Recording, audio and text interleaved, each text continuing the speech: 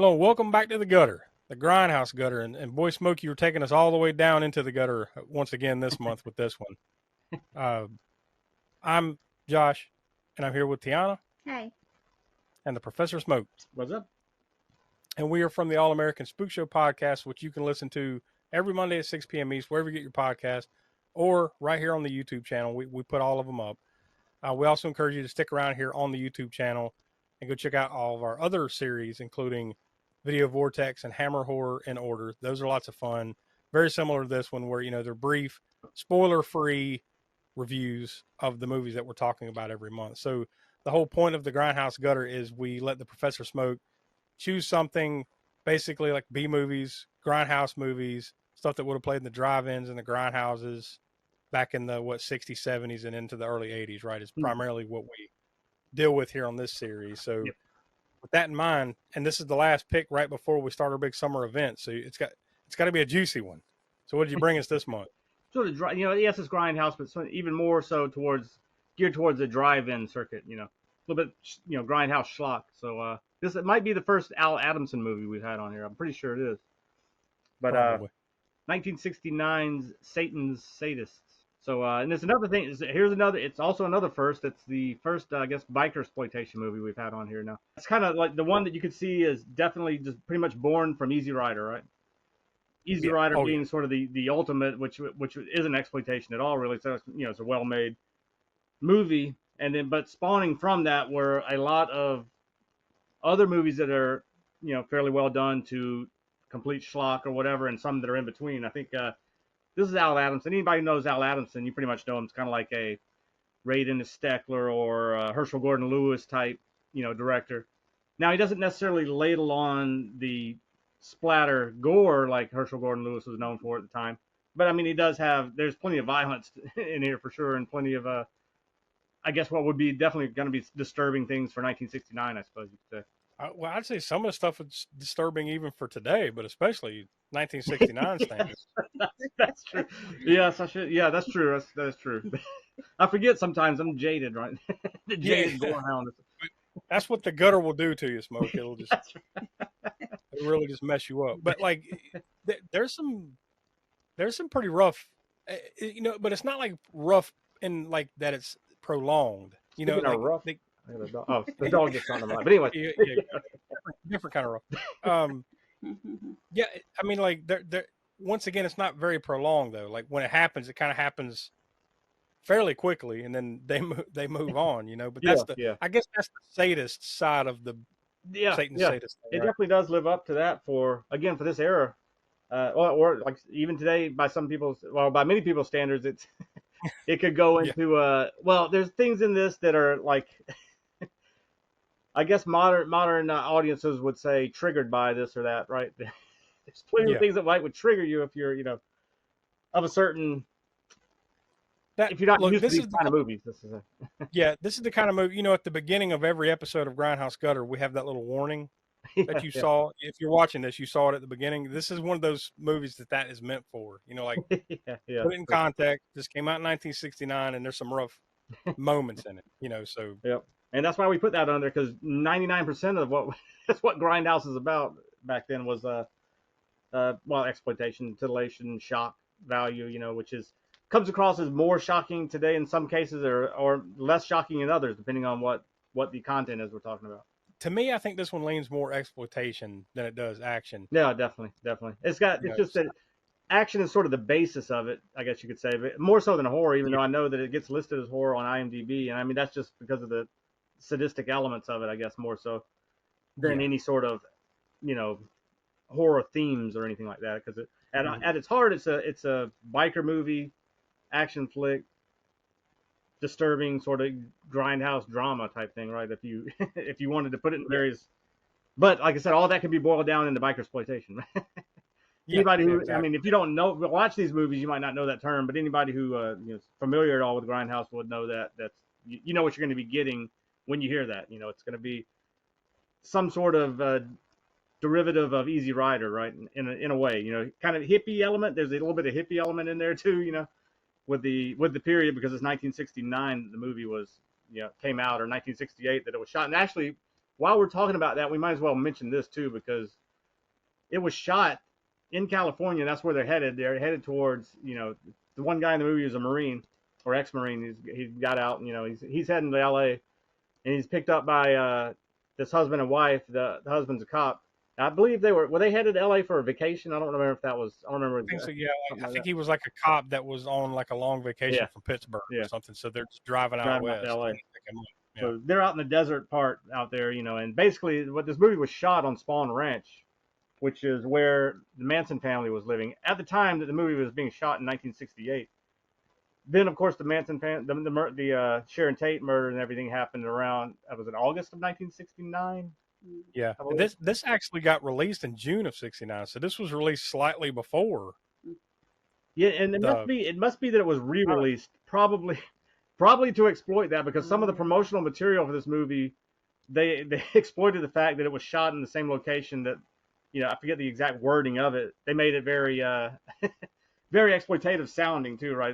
But basically capitalizing in on this movie was shot where the Manson family murders happened, or where the Manson family lived after, when the murders happened or whatever. There's another, might as well talk a little bit about the specs on it. It was shot in 16 millimeter, and then, as many films were, blown up to 35 millimeter later. And the reason they did that for this movie, there's different reasons. Well, the main reason for doing that for any movie is budgetary, right?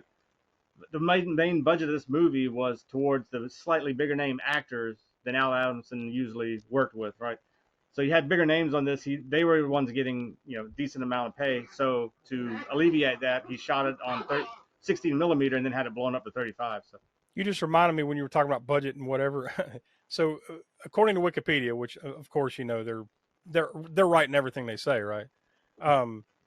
This was shot for a budget of $50,000, which I can believe that. But the funny part is the box office take. Yeah, it estimates somewhere between 700,000 and 20 million. Well, that's a pretty big range, right? Yeah. That's kind of like the weather predictions when they're like 50-50. Well, it may rain. You got a 50% chance of rain tomorrow. Yeah, just depends on where you live. I seriously doubt this movie made $20 million, but a couple mil, I could believe that, especially like I said, because it probably played for the better off and on for the better part of a decade. So I'm sure they made some money off of it.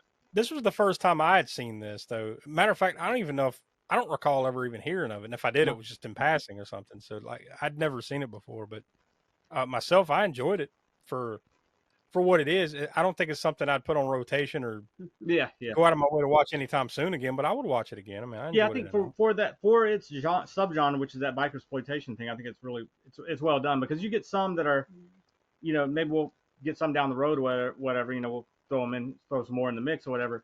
You get some that are kind of mediocre because they get a little boring or whatever, the lag and the pacing or whatnot. But I think Al Adamson, he was known for like schlock, the drive-in grindhouse schlock, but he's good at it. The low budget, but he puts an entertaining factor in there the way that Herschel Gordon Lewis does. The pace stays pretty well. Like it doesn't lag too much. It keeps you entertained enough to keep paying attention. Like you said, a lot of these types of movies can kind of like lag in places. they'll just randomly start dancing or something, or they'll be hanging out smoking or drinking for like 10 minutes. Not in this movie. Like there's scenes of that, but like they move on. Yeah, they move on. They don't try to pad the time with that stuff like some movies do. Yeah. Now that being said, there is one gratuitous dance hippie type acid thing that they're trying to do that doesn't really work. The part where the 60s style of like zoom in, zoom out, zoom in, zoom out. Well, that did not work in the scene in this movie, I don't think. No, you need a better cinematographer. Yes, yeah. If you're gonna try to pull that off, this is more like, like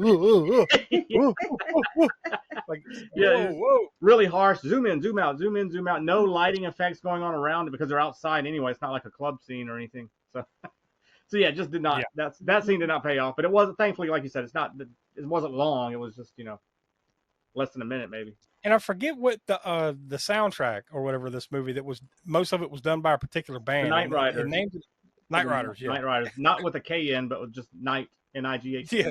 Riders, all in one. Not the 80s TV show Night Riders, but and it's very of the time, obviously, but they were super proud of that. Oh yeah, yeah, You could tell they were super proud of that because they put it front and center on the opening credits. yeah. And then I think there's at least one song in there that they play at least 2 or 3 times. Like they just loop the song. And whenever they were in the diner scene and they were going to put on something on the jukebox, I wonder what was going to come on. Oh, it's going to be the Night Riders. Yeah. What could they possibly choose? Let's push old G7 on the jukebox there and Oh, see what's playing. Night Yeah, what do you know? Yeah, I mean it's entertaining enough. Like we said, there's some definite rough edges on this one, Mm-hmm. and this is YouTube, so we're not going to go deep into what that is. You can imagine, right? You can imagine. I mean, there's murder and there's stuff like that. We could talk about that more than we could talk about the other stuff that happens. And sometimes the other stuff that happens, that stuff that would happen, and then of course it would be followed by murder. Yeah. Once again, there's the sadist part of it. It's like they had to keep reminding you. Oh, by the way, this dude's cuckoo for Cocoa Puffs. Remember the sadist part of the title? Yeah. The leader of the gang. Yeah. Is essentially the one, right? Yeah, it really is the main one. I mean, the other ones just kind of follow his lead, and I mean, without getting into too much of the plot. For the most part, though, they have a line they won't cross, kind of thing. Yeah. He's the one. Is like he has no line. Like he just I don't care. And then there's a little bit of tension a little bit later between him and at least one of the other bikers, but without getting into too much of it, because we're not trying to spoil things on the Grindhouse Gutter. No. If we do this on the regular show proper at some point, we'll go into detail on things. It is funny these types of movies, like you mentioned it earlier. Sometimes the acting isn't all that great, so that can kind of drag it down. Mm-hmm. And I think there are some in here that aren't that good. Yeah. But then there are a few in here that do a really good job. So I think that 50-50. Keeps you locked in. True. Yeah, it does. You actually care about certain characters, and it's not so dry as a lot of these movies can be, right? Yeah, and I guess that's what that money went towards. He had some of the name actors in here, like for instance, John Bud Cardos, who played Firewater. Mm-hmm. He's probably one of the best. Yeah, he's good in it. Yeah. And I'm drawing a blank on the guy that played the Marine. I can't think of the actor's name right now, but he was good. So Russ Tamblyn. Russ Tamblyn was Russ Tamblyn was anchor. He was the anchor. He was the main. Yeah, that's right. And he was. I think it was maybe it was Scott Brady. I think was Charlie. I think Charlie was the name of the guy that was the Marine. Okay. So I think that was played by Scott Brady. Yeah. So yeah, you get those and they're really good, but the ones that sometimes that aren't so good, they kind of, it can kind of not crash a scene at all, but you can tell the difference. Oh yeah, you can say this guy's pretty good, she's pretty good, and then yeah. And it's usually the ones that just kind of are on there for a short amount of time before something happens to them. Yeah. Well, that's pretty solid. So what we do here on Grindhouse Gutter is we let Smoke do the rating. So we have two different things he does here. First, he'll give us the gutter rating, the Grindhouse Gutter rating. That's a 0 through 10 scale. Basically, the way we describe it is what makes it grindhousey. All the elements that come together, 0 through 10, 10 being the highest, 0 being the lowest. So what do you say on that one? Well, since this is, kind of branching into another subgenre of exploitation here, bikersploitation, I'm kind of rating it on that too, on, that level of how does it live up to other, and even though this is only the first one we've done, I'll kind of rating on that, but also still taking into account that violence level and all the other things that go into like what makes something a Grindhouse movie, right? So for this one, I would say it's I'll probably go with an 8. I mean, I think it's got a lot of good. It's got what you would expect to see in a Grindhouse movie. And coming from the bikersploitation aspect side of it, you get plenty of that. You get plenty of, and actually, you get non-typical bike riding scenes because they're going off road up in these, it's in the Simi Valley, I think, is where Spawn Ranch is. Just sand and rocks and cliff sides and stuff. And I mean, they're taking the motorcycles up there and getting bogged down, and they must have really messed up those bikes when they were shooting some of those scenes. I would think so, yeah. Because I mean, they're just slinging sand, trying to get up here, just going over rocks. Looked like it hurt like hell. Your tailbones probably hurt. What was that one scene where I don't want to give what happens away, but the main girl that's in the gang, that she's in love with the leader. Yeah. And she takes off in the bike and she's just cutting it across the desert. There was a couple of times in there where I thought she was about to lose it, like she's about to drop the bike, just get launched off this bike, you drop it and get launched. like not on purpose, not Yeah, no, within the like film, but we're like about to see real. yeah. Yeah, we're about to see a grisly death on screen here. Yeah, there was a lot of those. Yeah, some of those types of scenes in those bike riding scenes for a lot of those, the other guys too. But yeah, especially that scene. But some of the other ones, you're like, why? How the hell are they even, riding the bikes through this stuff? But when you get that, which is your non-typical, which is cool because it's not your typical stuff you see in a Bikersploitation. Usually, it's these bikes on the road. What we do here is you give your final rating. So this is like your traditional rating is 0 through 5 stars, but we don't give stars here on Grindhouse Gutter. We give whatever out depends on what genre it is. And so since we're going with Bikersploitation, we're just kind of filing that under exploitation. So for that, you give out X's. So 0 through 5, 5 being the highest. How many X's do you want to give it? I'm gonna give it 3.5 because it's fairly solid for again this is Grindhouse Gutter. It's solid for a Grindhouse film.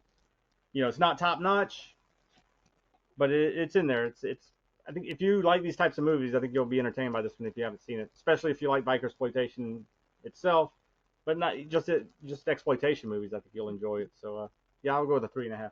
All right. So what do you now next month? Before I let you tell us what we're going to be watching, we are beginning our summer event, and this is mainly on the All American Spook Show podcast proper, but it also bleeds into right here on Grindhouse Gutter and also over on Video Vortex, our other YouTube series. And the summer event is Sasquatch Summer, where that's pretty obvious. All summer long, we're going to be watching Bigfoot, Sasquatch movies, right? All summer long throughout just about everything we do. So with that in mind, what are we going to watch here on the Gutter next month? Well, I figured we'll have a few of these probably for Grindhouse Gutter. So for the first one within the summer, Sasquatch Summer, I figured I might as well go with a sort of a personal. I mean, I haven't seen this movie in forever. I haven't seen it since the video rental days, but anybody who likes Bigfoot movies, especially classic ones, will probably know the poster I'm talking about. And the movie is Bigfoot, just plain and simple, Bigfoot from 1970. Poster shows Bigfoot, Sasquatch, holding a motorcycle over his head, Bigfoot in big block letters underneath him. So I mean, it's a very iconic poster. So yeah, I think that is going to be the first choice for the Sasquatch Summer for Grindhouse Gutter, and John Carradine is in that one. Looking forward to it. I think it's going to be an awesome summer. Hopefully, we don't get too tired of big feats.